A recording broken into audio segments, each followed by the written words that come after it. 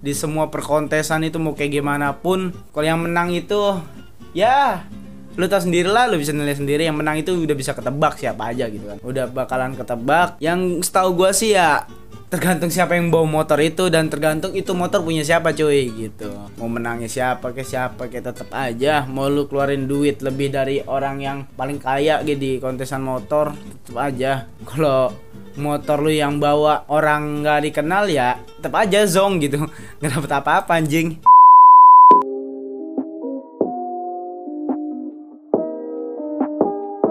Assalamualaikum warahmatullahi wabarakatuh. Balik lagi sama gue di Cebong di channel gue Beat Motovlog. Apa kabar kalian semua ya? Sorry di sini gue bikin video bacot lagi. Jadi sebenarnya sih tadi gue mau bikin motovlog, cuman balik gawe gue udah lumayan sore, jadi nggak sempet ya. Soalnya keburu gelap juga. Jadi di video kali ini ya, seperti di awal video tadi yang udah gue cantumin, itu dari videonya Bang Ekay. Sebenarnya itu video lama, tapi gue udah nonton dari dulu juga sih. Soalnya Bang Eka itu gue juga udah follow Instagramnya dulu banget, cuman gue sekarang unfollow lagi, maaf bang. Jadi ya gue unfollow karena ya Bang Eka dulu pernah udah break sih, nggak main motor lagi. Gue taunya dia dulu tuh pas dia masih main-main Honda Beat ya. Dulu Beatnya dibikin SR, terus bikin Ninja. Cuman setelah itu dia nggak main motor lagi, gue unfollow IG-nya. Dan dulu sempet beli barang bekas dia sih. Itu dulu gue beli tutup kipas KTC ya, bekas dia yang di Honda Beat-nya yang dulu zaman kapan ya, udah lama banget pokoknya. Ya di sini gue juga mau sedikit nyampein sih unek-unek dari teman-teman gue juga. Bukan unek-unek sih, sedikit ada apa ya namanya, jadi alasan lah mereka buat orang-orang yang suka ikutan kontes sekarang nggak ikutan kontes lagi. Soalnya ya regulasi sekarang itu emang benar-benar nggak bisa dijadiin acuan modif banget sih, dikarenakan ya udah melenceng jauh lah. Dan gue juga dulu pernah kan udah bahas soal konten-konten regulasi. Di regulasi itu kan tercantum ada yang nggak ngebolehin khususnya di kelas Nopi sama Baby itu nggak boleh budget modif, nggak boleh lebih dari 5 juta. Walaupun sebenarnya rata-rata orang pasti ngemodif lebih dari 5 juta ya, walaupun nggak lebih banget ya, sekitaran 10 sampai 15 juta juga budget modif udah bisa kontes sih kalau dulu. Kalau sekarang sih ya parah banget sih. Kontesan Baby sama Nopis udah hampir sama kayak kelas pro, karena part-partnya juga udah edan sih sekarang. Dan banyak dari teman-teman gue yang suka ikutan kontes sekarang udah pensi, nggak ikutan kontes lagi, dikarenakan ya seperti yang gue ucapin tadi, part-partnya sekarang udah nggak sesuai dengan regulasinya lah. Jadi part-partnya kayak udah pakai part titanium, terus selang rem juga sekarang udah masuk pakai Staubli. Di Baby Look yang dulunya nggak boleh pakai kaliper gede, sekarang bukan rata-rata sih, ada yang pakai kaliper Brembo.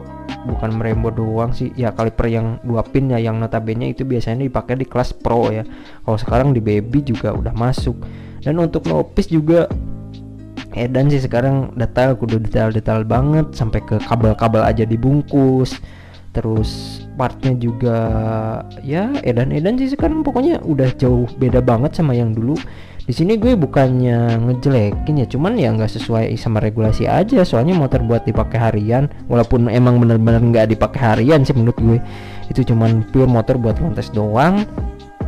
Di sini gue mau menyayangkan dari pemakaian part sekarang udah beda banget, nggak kayak dulu. Kalau dulu sih Anjar pernah ya bikin Mio yang Nopis itu dulu pernah dia pakai selang rem Morin yang model lama.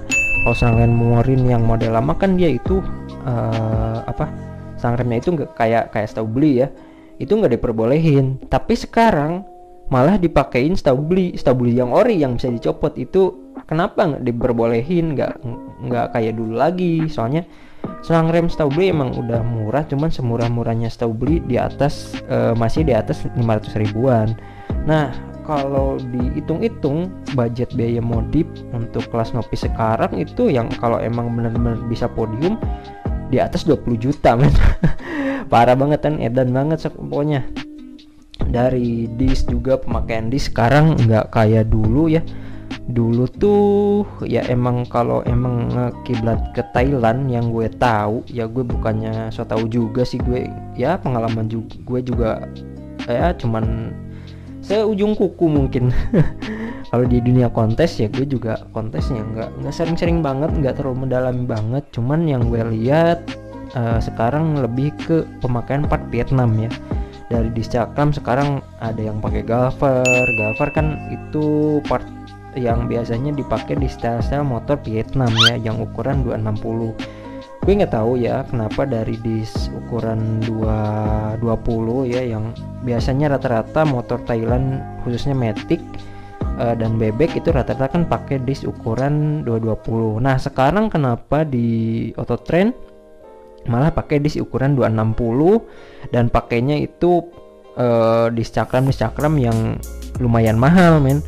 Jadi disk Galver sama Brembo yang ada adaptornya kayak gitulah. Gue biasanya lihat disk kayak gitu itu di style Vietnam style sih. Dan sekarang nggak tahu kenapa part-part itu malah nempel di modifikasi Tailuk ya.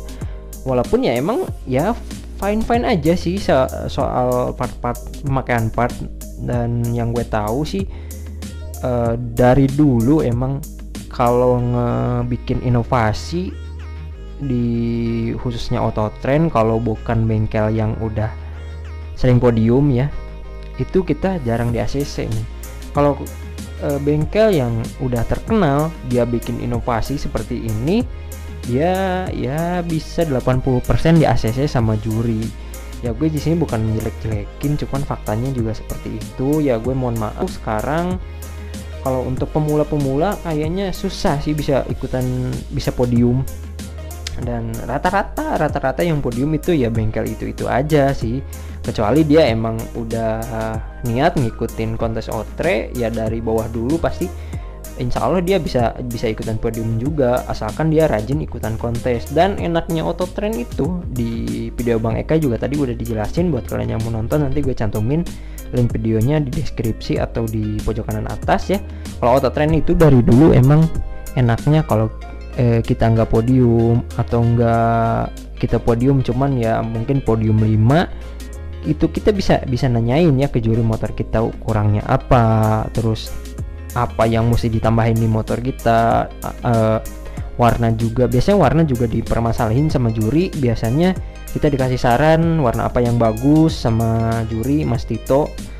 Gue dulu juga pernah nanyain ya motornya si Indra sih dulu kalau nggak salah yang repo warna pink, kata Mas Tito itu warnanya terlalu aye soalnya ya pinknya pink kayak gitu. Cuman kita coba nggak ganti warna, ikutin kontes lagi, dan alhamdulillah itu motor dapat base apa ya dulu, pokoknya dapat podium lah, walaupun nggak podium di podium 1 2 3 4 5 ya, soalnya podium juga sampai 5, dia itu dapat base apa ya gue lupa lagi soalnya udah lama banget.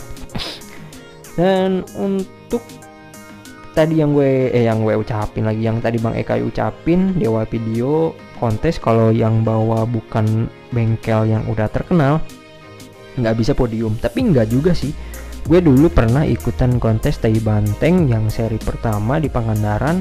Itu pertama kali diadainnya kontes Autotrend yang ada event baby looknya, itu pertama kali banget. Dan gue alhamdulillah bisa podium 5 bawa nama RJM. Dan yang RJM itu dulu belum pernah podium ya gue di sini anjar, bukan gue yang ngejelek-jelekin, cuman dulu emang RJM masih awal-awal banget ikutan kontes di Autotrend. Dan alhamdulillah ya makin kesini tambah rajin juga ikutan kontes anjar.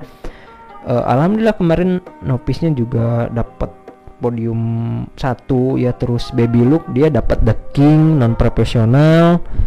Pokoknya banyak lah, dari situ mungkin Anjir juga banyak belajar ya cara ngegarap yang bener ala auto train itu kayak gimana. Soalnya kalau dari ngegarap aliran pure kayaknya sih udah ya biasa aja sih. Kalau bukan biasa aja ya, kalau pure itu menurut gue lebih simpel sih dari part-partnya. Kalau auto train itu benar-benar kita mesti detail sampai ke dalam-dalam ya, sampai kabel aja dibungkus ya, baut harus ke dalam. Pernah dulu Anjar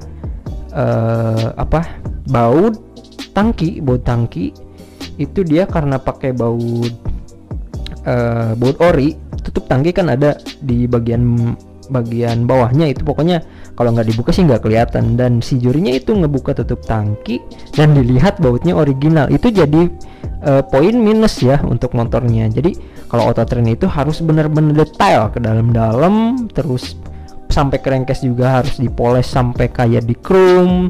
Pokoknya semuanya harus benar-benar rapih deh. Dan di sini gue juga alasan gue nggak ikutan kontes lagi khususnya di auto train karena untuk sekarang itu budgetnya juga udah lumayan gede ya kalau untuk auto train. Terus ya gue juga udah males juga sih ikutan kontes-kontes gitu, bukannya nggak ada manfaatnya, cuman feedback yang gue dapet dari kontes nggak berasa. Kalau untuk YouTube kayaknya sih nggak terlalu berasa, kalau Instagram nggak juga, kecuali lu juga punya speed shop. Nah speed shop kalau nggak betting shop itu berasa banget sih kalau kalian bisa podium di event kontes.